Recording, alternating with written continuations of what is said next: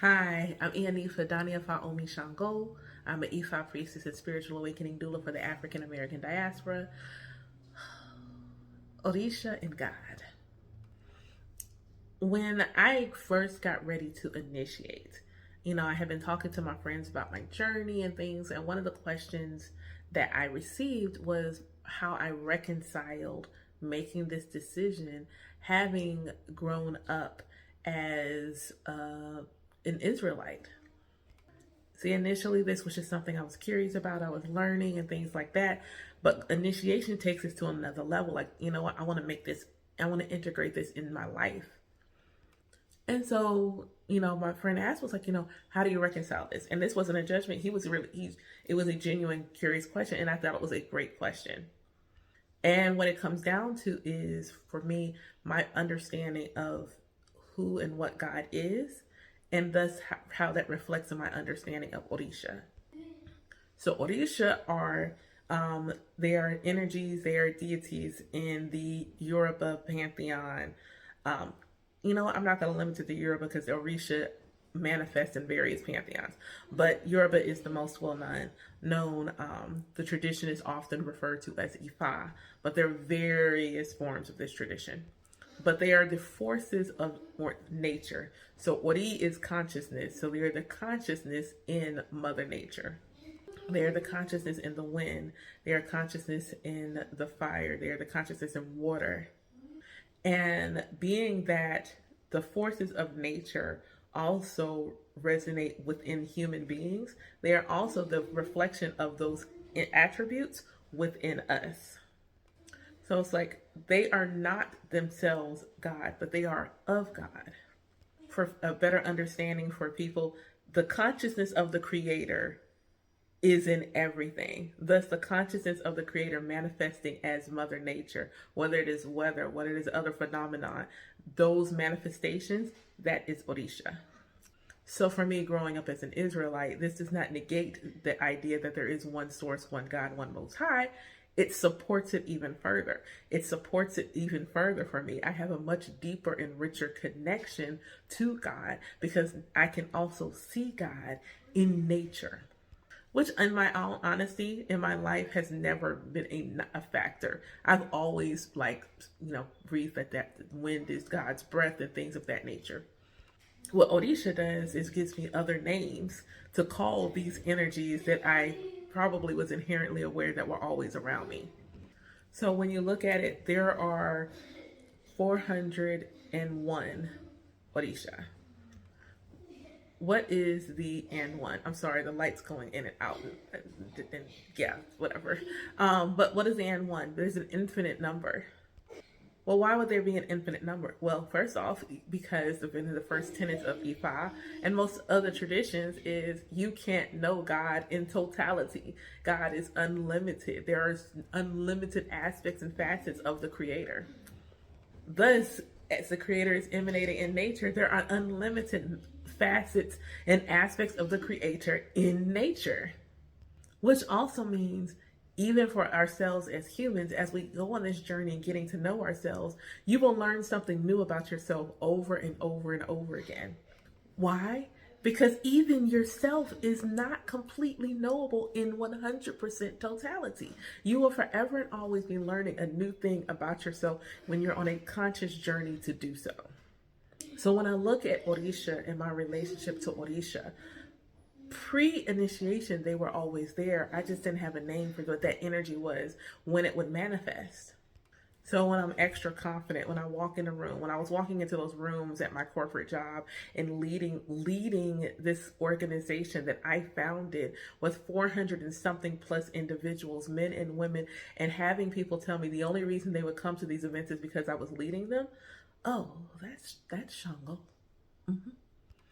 The fact that people think I'm inherently nurturing and caring, and I spent many years where people nickname me Mama, that's Yemoja.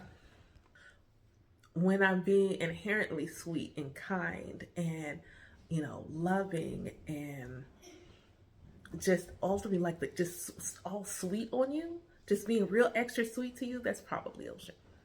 The little girl that used to stand in the middle of her front yard thinking that she was controlling the weather and would stand there and the wind would whip it around her like that's me. That was Oya. The fact that I had always had an interest in the occult and the mysteries, whether I voiced it or not, it was always there. That's why I liked horror movies. That's Olokun. My draw to technology and my inherent ability to learn the technology easily and effectively and how to use it. The fact that sometimes people would ask me at work, such and such thing's not working. I walk to the desk, all of a sudden it's working. Ogun. Knowing which way to go, which direction to take, my sense of direction. Like I sometimes, and women, I love y'all. I love y'all. But sometimes I don't want to ride. I don't want to let y'all drive because you got a bad sense of direction. You need Oshosi. You need Oshosi. I can, like, once I know. Like, I know where I'm going, and I can feel. I have a sense of direction and kind of can feel my way around. That's Oshosi.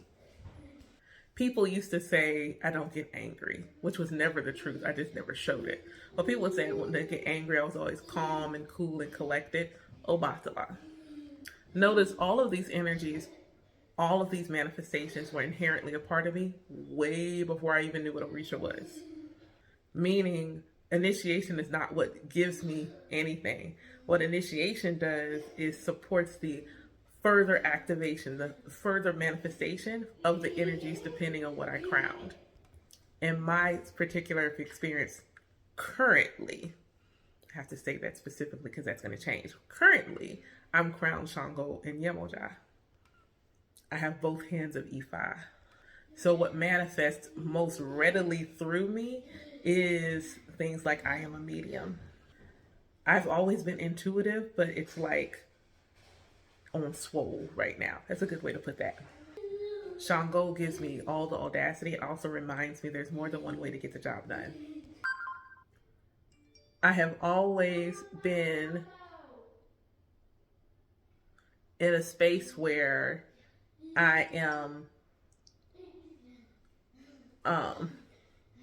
always been in a space where I have, been nurturing, but having children of my own felt different than nurturing everyone else. And there was a fear that I was going to mess it up. And Yamoja comes through like, no, you got this. There's also this inherent alignment that emanates through all forms of connection to spirit. So astrologically, I am an Aquarius sun, and Shango is related to Uranus, which rules the sign of Aquarius. I am a Cancer rising, so Yemoja is associated with Cancer, and the moon is not only my ruling planet, but is also the dominant planet in my birth chart. Different languages, different traditions, it's a reminder of the oneness in everything.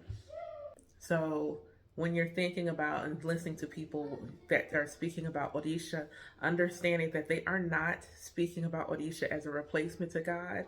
They are speaking about Orisha as an emanation of God. They are honoring that face of God that they see in their life and in Mother Nature. Instead of just simply saying God is a blanket term, they're saying, oh, this part and this part.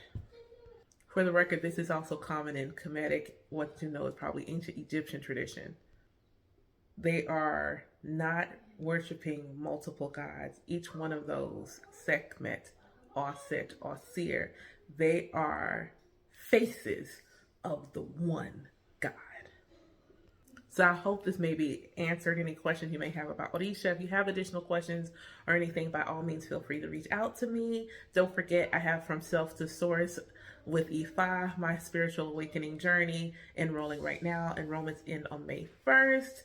Go ahead and enroll today because spaces are limited. Thank you again for liking and following and sharing this content. It really helps me grow, and I hope that you have a great day.